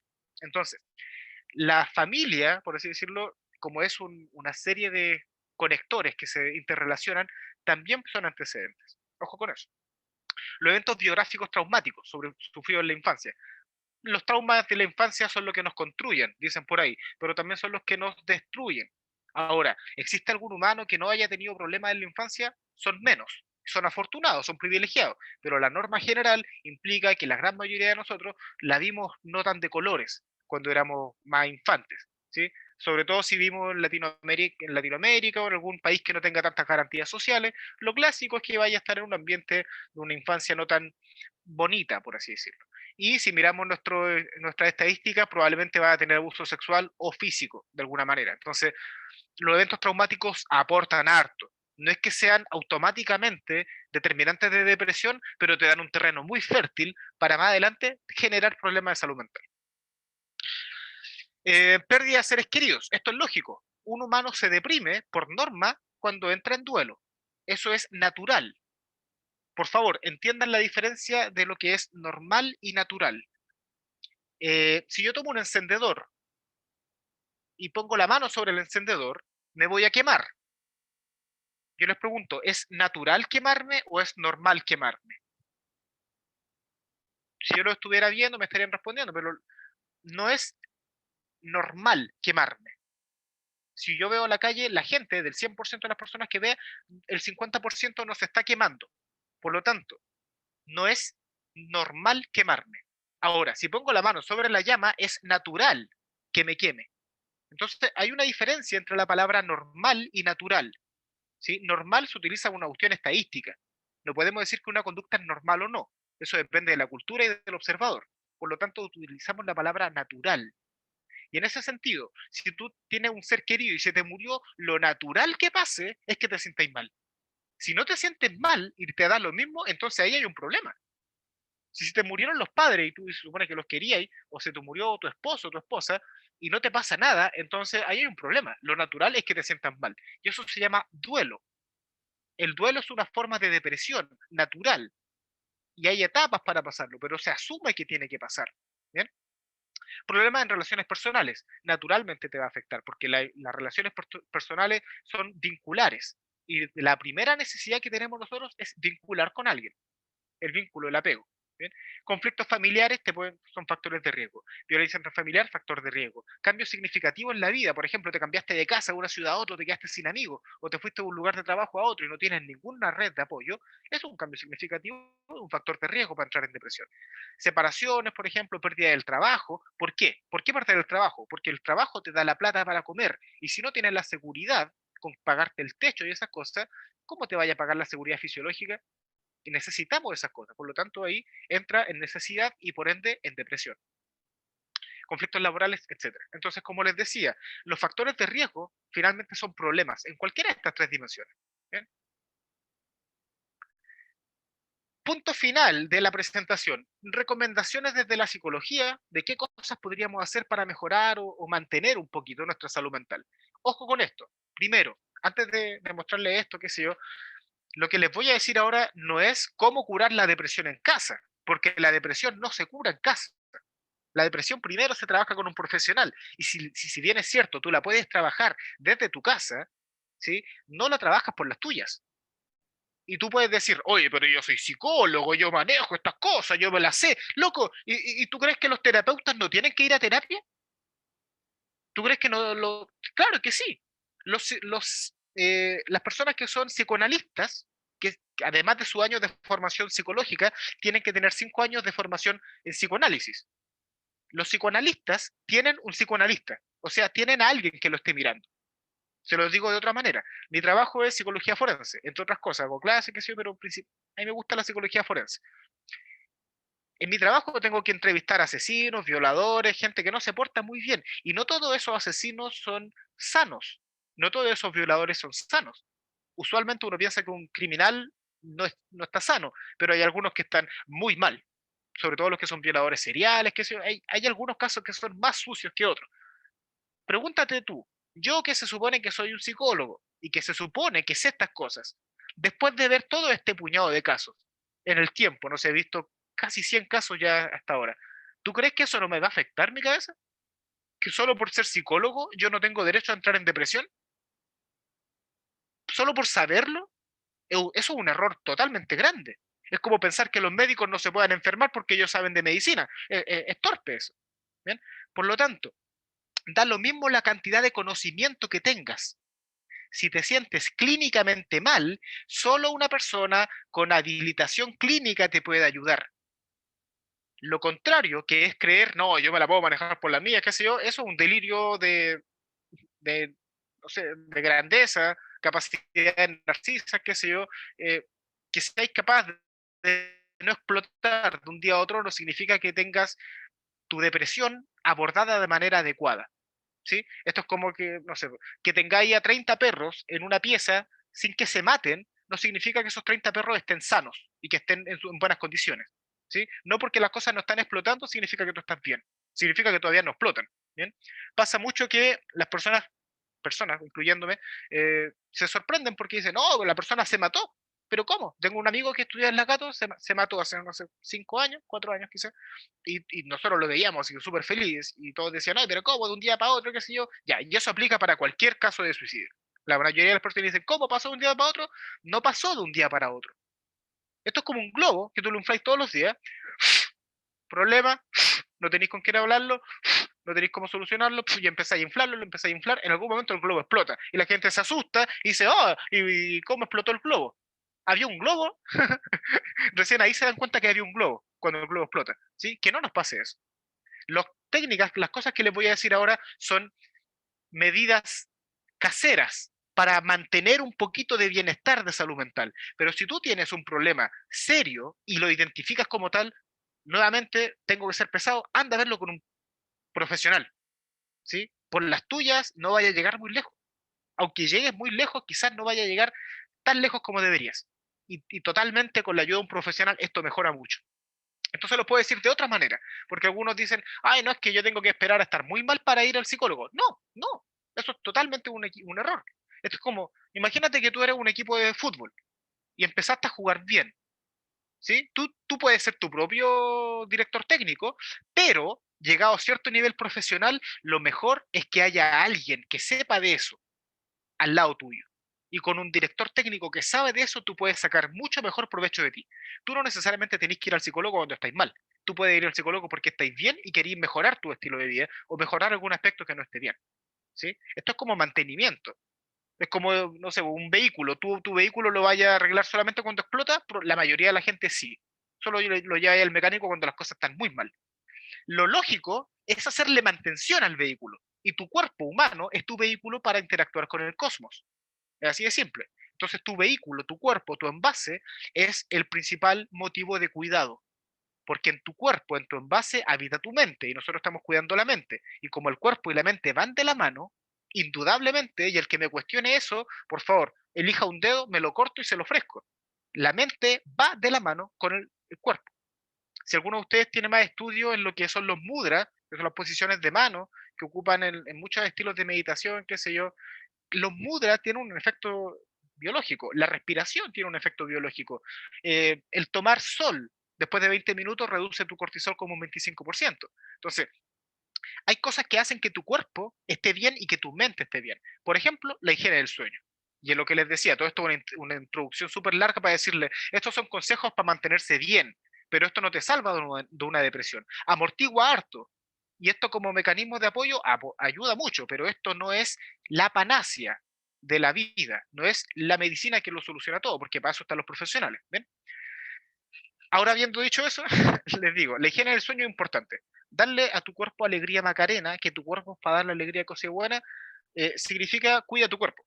¿Sí? Y si tu cuerpo necesita descansar, entonces estate alerta de eso. No trabajes en tu cama. no juegues en tu cama. Es muy lindo y entretenido ver películas en la cama, acostado, qué sé yo, pero en condiciones ideales deja la cama y la pieza solo para dormir, tener relaciones sexuales y todo lo que implique cama, pero no para hacer actividades que sean como jugar, trabajar o ponerte a ver una película. Cosa que tu cuerpo entienda que al llegar a la cama es dormir. Así tu cuerpo aprende, me meto a la cama y esto significa dormir. De otra manera, me meto a la cama y ¿qué voy a hacer? Voy a jugar, voy a ver tele, voy a trabajar, voy a leer, me voy a poner a chatear, qué sé yo. Entonces, el ambiente que sea adecuado. Deja lo que es para lo que es. La cama para lo que es. La pieza para lo que es. En condiciones ideales, obvio. Las pantallas y las luces blancas no te ayudan, por cierto, así que evítalas. 3 horas antes de comer, antes de dormir, no deberías comer, porque tu cuerpo sigue digiriendo y eso te lo va a agradecer, te lo va a decir cualquier nutricionista. Yo no soy nutricionista, pero les digo, 3 horas antes de dormir no deberían comer. ¿Bien? El agua caliente ayuda, las duchas, esas cosas ayudan harto. Las siestas, no te voy a decir que las tome o no, la siesta te puede ayudar mucho o no, ahí de tú, eso es individualidad. Pero indudablemente, esto es un dato que quizás no muchos sepan. eh, para hidratarte, tú solo puedes tomar agua o jugo, pero el té te deshidrata, por cierto, el café te deshidrata. Así que no es como, oh, sí, me voy a tomar un café antes de dormir, porque no, le estáis dando deshidratación a tu cuerpo y encima lo estáis activando. El té es activador.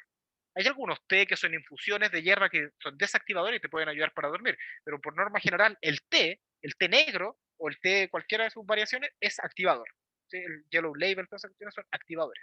Así que cuidado con lo que toman antes de dormir, que se van a quejar de decir, ay, que no puedo dormir a las 3 de la mañana, pero claro, pues si tenéis la luz prendida y estáis jugando y estáis leyendo y estás tomando un vaso de café, claro que no va a dormir. Entonces, cuiden la higiene del sueño, es importante eso. Recomendaciones generales, no se saturen con información, porque esto les va a subir el cortisol. Infórmense de manera necesaria en lo que es necesario. Mantengan una rutina en la medida de que puedan. Sobre todo si están como ahí en el borde de la depresión, céntrense en una tarea al día. Una tarea al día es ganar el día. Y si ustedes estuvieran en una prisión o algo así, es pasar el día al día. Así se pasa el tiempo en cárcel. Un día a la vez. Así se pasa el tiempo encerrado, un día a la vez. Y estamos encerrados, así que un día a la vez. Un objetivo para el día y con eso ya siente como ganado, por así decirlo. ¿Bien? Ale dice, sí, Ale, totalmente de acuerdo. Pues, no sé, pues si tú estás en una casa donde tenías 8 hermanos y no tenías donde estar metido y solamente en tu pieza puedes estar, está bien, ¿cachai? Yo te hablo en condiciones ideales, separa los ambientes, pero te hablo que el 80% del país no está en condiciones ideales. Por eso hay que buscar un equilibrio y apuntar a esa condición ideal y hacer lo mejor que podamos con lo que tenemos enfrente. ¿Bien? Eh, no sé, te dejo ese saber. Así que ojo con la rutina, tareas pequeñas, trátense con cariño porque estamos encerrados, entonces una cosa que puedas hacer al día ya es un algo. Y ahora si tenéis que trabajar, bueno, con que trabajes, si cumples con tus objetivos de trabajo, ya ganaste el día, ganaste la semana. El ejercicio es un antidepresivo natural, así que da lo mismo si tú no te consideras un deportista, qué sé yo, eres un ser humano y el ser humano por miles de años ha sido deportista de manera natural. ¿Sí? Así que busca una rutina de ejercicio, no necesitas tener plata para un gimnasio, no necesitas tener instrumentos. Hay gente que ejercita su cuerpo en 1 metro cuadrado en la cárcel. ¿Sí? Así que el resto son excusas. Y eso se los digo como deportista, como persona que practica cosas. ¿Sí? El resto son excusas. Si tú buscas la motivación para hacerlo, vas a encontrar la forma. Hay toneladas de videos de cómo hacer ejercicio en 3 minutos, 5 minutos, qué sé yo. Ahí busquen el que más les guste y aplíquense. Hagan en la medida que puedan lo que les gusta. Eso es importante. Manténganse a flote con lo que les gusta, conecten con lo que les hace sentir bienestar. En la última pirámide de autorrealización, las cosas que te gustan. ¿Bien? Y en caso de ser necesario, acude a una especialista, aunque sea por asistencia remota. Y aquí les voy a dejar mi correo, ps.demonoc@gmail.com en el chat. En caso de que alguno de ustedes no tenga acceso a profesionales, qué sé yo, yo les puedo derivar a algún profesional o podemos conversar alguna cosa ahí a acotar. Pero acudan a un especialista en caso de que lo necesiten. Ya habiendo dicho eso, he terminado todo lo que es la exposición y ahora queda el bloque abierto de preguntas. Así que los escucho o los leo, no sé. O denme un segundo, vuelvo en 10 segundos y vuelvo al tiro. Mientras tanto, si es que alguien ahí en la moderación puede rellenar, vuelvo al tiro. Perfecto. Queda abierto entonces el chat en caso de que les surge alguna pregunta, alguna duda, algo que quieran saber respecto a la depresión en sí o también al pequeño tema que expuse yo sobre la discapacidad y la depresión. Yo tengo un comentario a la persona que recién hizo un comentario en el chat sobre el ejercicio, porque en realidad para personas con depresión o no, no es llegar y hacer ejercicio, porque para muchas personas el problema es llegar a hacer algo, el tema de la Ujú. motivación, pero por ejemplo, los psicólogos a veces no te llegan y te dicen, hoy haz ejercicio o algo, sino que empieza con salir a caminar y son los pequeños cambios y poder tomar conciencia de esos pequeños cambios los que hacen que uno mismo se motive, po. Entonces, no es como el simplemente, no es que como que te digas, hoy de qué a fin de mes tienes que estar mamadísimo, sino que es la importancia de poder empezar a hacer algo. Y sobre todo el tema del ejercicio, además de que aporta, no sé, pues dopamina y esas cosas químicas que a uno le hacen sentir, está el tema de que soy capaz de hacer algo que ayer no era capaz de hacer y estoy trabajando para hacer algo o ser alguien mejor conmigo mismo en uno de los tantos aspectos que se relacionan en mi vida como lo es el aspecto físico, porque igual no siempre el ejercicio va por el tema de, por ejemplo, lo superficial o qué sé yo, a veces va por el tema de la salud y a veces uno es tan descuidado que aún sabiendo que uno tiene un problema de salud y debe hacer ejercicio, no lo hace. Por ejemplo, yo tengo problemas al hombro, en la columna, todo el hombro derecho destrozado. Fui a kinesiólogo y el kinesiólogo me dijo, si tú no haces ejercicio, vas a tener que aprender a vivir con los dólares, eso es algo que tienes que hacer tú, yo ya te enseñé, ahora sigue tú. Y aún así yo patí ese tema como por 2 años y recién hace unos meses me puse a hacer ejercicio. Entonces no es como que llegar y que te vuelvas máquina, sino que empezar a hacer pequeños cambios en pos de mejorar para ti mismo. Eso era lo que le quería comentar a alguien que comentó eso. Sí, al 180802. Bien, vengo leyendo, vengo colgando un poquito. Claro que sí, yo estoy partiendo de la base de que ninguno de ustedes está en una depresión severa, porque si no esto sería una charla clínica y no es correcto hacer una charla clínica en grupo, porque cada caso se ve de manera individual. Entonces, yo estoy asumiendo que ninguno de ustedes está en ese caso y por eso les digo, oye, métele mano al ejercicio porque dopamina gratis, qué sé yo, bla, bla, bla. Obviamente, a alguien que tenga depresión no le puedes decir eso porque es como decirle, oye, pero siéntete bien. Es como, y punto, ¿se le pasó? No, no, no se le va a pasar porque tú le digas que se sienta bien. Pero indudablemente en el ejercicio hay un recurso, porque nuestro cuerpo es físico, ¿sí? Y al moverlo, liberamos químicos. Entonces, si ya le había hecho hincapié en la parte de que tenemos un origen biológico de la depresión, que hay una correlación biológica, ahí tenemos un mecanismo para balancear un poquito la química a nuestro favor. Así como, por ejemplo, ponerte en una posición adecuada. Esto es como si tú estás deprimido y te sentís mal y te haces bolita, lo que haces con tu cuerpo, y como a la cámara, es comprimir tu cuerpo. Es lo que hacen los caracoles. Y eso hace que tu cuerpo libere más cortisol. Lo que hacen los animales para poder pelear o para poder atraer a otros es expandirse, ¿sí? Entonces lo que haces con tu cuerpo es abrirte. Y eso libera menos cortisol, te reduce el estrés, ¿sí? Entonces hay formas de utilizar tu cuerpo para reducir químicamente lo que no queremos químicamente. Y en este caso sería el cortisol o la dopamina baja, por así decirlo. O la serotonina que se nos reabsorba al tiro, porque la serotonina es una de las cosas que nos hacen feliz y uno de los tratamientos farmacológicos es bloquear la recepción de la serotonina. Entonces tú liberas la serotonina y queda dando vuelta en el ambiente, no la vuelves a reabsorber. Entonces la liberas y eres feliz, por así decirlo, como con tus propios recursos. Entonces ahí hay cada caso. Pero claro que Víctor, sí. Sí. Paulina Arroyo tiene una pregunta. Dice, además de lo ya mencionado, ¿qué recomendaciones generales podrían dar para acompañar a personas con depresión? Uy, ya, lo central, y esto voy a dar, lo que yo diga no es la chupada del mate, por cierto, hay muchas otras verdades. Yo le estoy ofreciendo mi perspectiva desde la verdad que he podido ver por las mías. No significa que no hayan otras cosas, por cierto. Lo principal es entender que, primero, que no los puedes salvar a todos. Esto no es lo que tú quieres escuchar, pero es necesario. Sobre todo si tú estás estudiando para psicólogo, si eres un colega, tienes que saber que esta es la primera ley de salud mental. No lo puedes salvar a todos. Y partes de esa base. aceptando que tú no eres Dios y que tú no eres la solución a la vida y que desligándote eso, aceptando que no tienes por qué dar la solución. Entonces, eso te va a dar un acercamiento humilde a la persona. ¿Sí? Yo no voy a llegar así como en plan de, oh, pero es que hay que solucionarle la cabeza a esta persona, ¿sí? Porque es un problema de ego, en términos generales. Entonces, al entender que no podemos salvarlos a todos, entender cuál es mi verdadero alcance, ¿sí? Yo me quedo con lo que es real, por cierto. ¿Sí? Y lo que es real es el acompañar en lo cotidiano, porque la parte clínica la ve el profesional. ¿Qué es lo que hace una persona no profesional, por así decirlo? No enjuiciar. ¿Sí? Tú no enjuicias. Si el otro dice, oh, me siento mal porque no sirvo para nada, tú no vayas a decirle, ah, pero ¿cómo decís esas cuestiones? ¿Hasta cuándo con esa mentalidad? No, eso está enjuiciarlo y lo estáis retando. ¿Sí? No sirve hacer eso. Tampoco se trata de decirle, ay, sí, tú tienes razón y está todo muy bien, si sufre nomás. Tampoco es correcto ese enfoque, ¿sí? Pero confrontar de manera negativa, cuestionar los sentimientos del otro, eh, invalidar los sentimientos del otro, es totalmente lo que no tienes que hacer. El acompañamiento tiene que ser incondicional. Tú estás acompañando al humano de fondo, no a la mente del humano en ese estado, porque la mente del humano en ese estado va a modificarse, tiene que modificarse.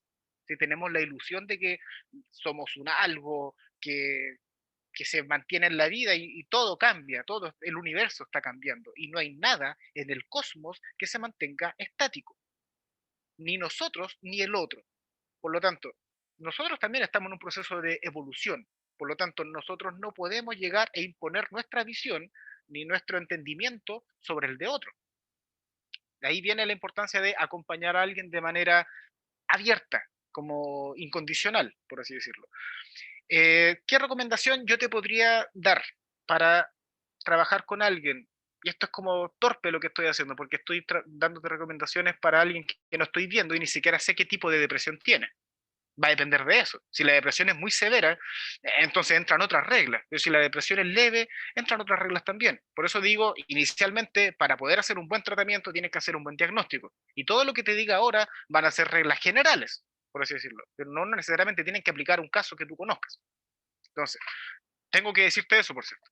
Entonces, Paulina, si tú tienes que acompañar a alguien, hay algo que se conoce como la terapia cognitivo-conductual. Y la terapia cognitivo-conductual funciona de la siguiente manera. Las ideas, que son lo cognitivo, y la conducta, que es lo que tú haces, que es lo físico, van de la mano. Entonces, por ejemplo, si yo estoy triste y yo estoy deprimido, mis ideas están deprimidas y mi cuerpo está abajo, yo fuerzo a mi cuerpo a trabajar y eventualmente cambio la idea, porque mi cuerpo lo está haciendo. Entonces, por ejemplo, si tú tienes a alguien que está ahí echado, qué sé yo, oh, no tengo ganas de nada, bueno, oye, acompáñame a limpiar el patio, acompáñame a lavar algo, no le voy a mandar a lavar directamente solo, que sé yo, acompáñalo, acompáñame en algo, cosa que la persona se mueva en direcciones físicas, que físicamente haga tareas. Y si requiere el acompañamiento de alguien, tú lo puedes acompañar. ¿Qué tareas son importantes que un humano haga? Porque el humano tiene que hacerlo, y esto es recomendación mía, te lo digo como persona que ha vivido cosas, que ha visto el mundo, o parte del mundo, o el mundo que he visto. ¿Sí? Eh, el humano necesita limpiar cosas físicamente. Piénsalo un poco. El humano necesita agarrar algo sucio, ver que esto está sucio, lavarlo y ver que terminó limpio después de tu acción. El lavar la losa puede ser un acto súper tortuoso, si es que tenéis que lavar torres de losa y si te toca hacerlo todos los días. Claro que sí. Por eso las mamás usualmente dicen, ah, que esta cuestión que nadie me ayuda, que sé yo, bla, bla, bla. Pero si todos cooperan, por ejemplo, y si tú le das a esa persona su responsabilidad, mira, tú como humano corresponde que limpies por último tu pieza, tu cama. Los militares dicen, la cama hecha es la primera tarea del día. Entonces tú puedes acompañar a alguien incitándole estas tareas pequeñas. Así como, oye, ¿cómo está hoy día? No sé, pues si está a distancia, sea un amigo, una amiga, ¿cómo está hoy día? ¿Hiciste tu cama? Ya, pues ponele, bueno, cuéntame cuando lo hagáis. Oye, ¿regaste las plantas? Eh, ¿Abriste las ventanas? ¿Limpiaste tu pieza? ¿Lavaste tu ropa? ¿Te bañaste tú? Puede que sean cuestiones súper simples a los ojos de alguien. Para los japoneses no. Para los japoneses, y aquí cuestiónalo si queréis, pero nos llevan hartos años más de evolución sociocultural, eh, los japoneses entienden que el espacio físico es una manifestación del espacio mental. Si mi espacio físico está mal, es porque mi mente está mal. Y lo cognitivo-conductual significa que si yo altero el espacio, puedo alterar mi mente. Si yo estoy en un espacio sucio, me voy a sentir mal. ¿Cómo acompañar a alguien que está en depresión? Ayúdalo a limpiar su entorno. Incítalo a limpiar su entorno. Limpia el entorno con él. Si la persona está muy así desparramada, qué sé yo, agárralo y llévalo a la ducha. Báñate, límpiate. Sufre, pero al menos sufre de manera limpia. ¿Sí? Llora, pero llora limpio. ¿Sí? Entonces, esa sensación del agua, de la limpieza, ayuda mucho al bienestar. ¿Sí? Ahora, si una persona está profundamente deprimida, nada de lo que hagas o nada de lo que le digas lo va a sacar de donde está. Por eso digo que si el cerebro está deprimido, da lo mismo lo que le dejas a las ideas, porque la base biológica está mal. ¿Entiendes? Entonces, es una pregunta muy amplia. Yo te preguntaría de vuelta ya, ¿y qué tipo de depresión sería? ¿Sería un caso grave, severo? ¿Qué sé yo? El acompañamiento de una persona no clínica siempre tiene que ser con cariño y con cuidado, por así decirlo. Y finalmente lo que estamos haciendo es evitar que la persona se mate, porque eso es lo peor que puede pasar. Ahora, con cariño se los voy a decir, estoy aquí como invitado, así que me doy esta licencia. Eh, Spoiler, todos nos vamos a morir, ¿sí? Pero el enfrentamiento de ese hecho puede cambiar mucho y no tiene por qué acelerarse el proceso. No tenemos por qué hacerlo. Si nos vamos a morir igual. Y el humano no es que viva tanto tiempo como para... no, ya vivimos poco. ¿Sí? Entonces, lo que buscamos finalmente con un tratamiento es evitar el peor de los casos, ya sea en medicina o en salud mental, que es que la persona se muera. Bien, entonces, con mantener a la persona viva un día más, ya es un algo. Y si esa persona además logró mejorar un poquitito su bienestar, es un algo bueno también. Enseñar o naturalizar, esto significa que hacerle ver a la otra persona que está bien, que tú vas a retroceder, también es un algo importante. Porque lo clásico es que uno dice, no, es que estoy ahí en tratamiento de la depresión, qué sé yo, y me sentí mal hoy día, y hoy retrocedí, qué sé yo, y se sienten mal por sentirse mal. Por sentirse mal se sienten peor. Entonces, si entendemos que todo proceso va hacia arriba y va hacia abajo, va hacia arriba y va hacia abajo, la vida misma se trata de eso, ¿sí? También puede ayudar mucho. Eso significa tratarnos con cuidado, tratarnos con cariño, ¿bien? En el término de que vamos a estar bien un día, vamos a estar bien abajo, podemos estar mucho tiempo arriba y podemos también estar mucho tiempo abajo. Eso es circunstancial o no. Si tú eres un humano que está cerca del otro humano, ese vínculo es lo que hace la diferencia en el tiempo. Son las redes de apoyo, son las vinculaciones que tenemos las que nos pueden ayudar. Entonces, si tú me preguntáis, Paulina, solo por estar para una persona en depresión podía hacer la diferencia. Pero estar, no enjuiciarlo, no tirarle tu rollo encima, no tirarle tu sesgo encima de no, es que yo creo que tú tienes que hacer, no, aceptar a la otra persona. No, ni siquiera necesitas hacer algo. Siéntate al lado de la otra persona. Y existe, tómate un tecito al lado de la otra persona. El acto de no estar gritándole le va a decir a la otra persona, oye, no todas las personas son hostiles, no todo el mundo es hostil. Y eso ya puede ser un algo. ¿Sí? Entonces, tu sola presencia puede marcar la diferencia para alguien que esté en depresión. Y va a depender mucho de la depresión que la persona tenga. Así que eso, difícilmente te voy a poder responder con precisión eso, porque por lo que les vengo diciendo, es una cuestión muy amplia. Pero aún así espero que te haya dado algo de orientación a tu pregunta. Muchas gracias, Víctor, por responder las preguntas que surgieron. Y en honor al tiempo ya vamos a ir cerrando. No sé si queda alguna pregunta. Paulina dice que lo entendió perfectamente. Muchas gracias. Sí. Así que muchas gracias a todos los participantes por haber asistido a esta charla, que es la primera charla que estamos haciendo como Fundación Chilena para la Discapacidad, sede Bio Bio. Así que muy agradecidos de toda su participación, de haber estado y haber permanecido toda la charla aquí atentos. Y muchas gracias a Víctor también por haber participado, por haber expuesto esta charla que fue súper interesante para todos. Gracias a ustedes por la invitación también. Gracias. Bien, les dejo la invitación abierta por si alguno de ustedes tuvieran inquietudes o cosas, me pueden escribir al correo que les dejé. hay una página, corresponde aquí Anastasia que haga, ¿Sí? que deje, ya, tengo una página en Instagram que ya no ocupo, porque el año pasado, como cuando empezó la pandemia, hice hartas charlas de salud mental y qué sé yo, se llama Proyecto Quirón, proyecto.quirón. Si vuelvo a hacer alguna charla, alguna cosa así, probablemente lo promocione por ahí. Así que eso, al margen de cualquier cosa, me pueden contactar a mí, Anastasia, cualquier cuestión. No, hay gente ahí que puede echarle una mano. Y si yo no puedo echar una mano directamente, podemos derivar. Ese es el mensaje. Así que en cuanto a términos clínicos y educacionales o cualquier duda que tengan, no necesariamente de esta área, cualquier cosa, no duden en preguntar. Por favor, yo tengo ahí tiempo disponible para responder cualquier cosa que tengan. Así que eso, Sí. gracias por la invitación y eso sería por el día de hoy. Gracias. Que estén bien. Chao, que tengan una buena tarde. Hasta luego. Chao, chao.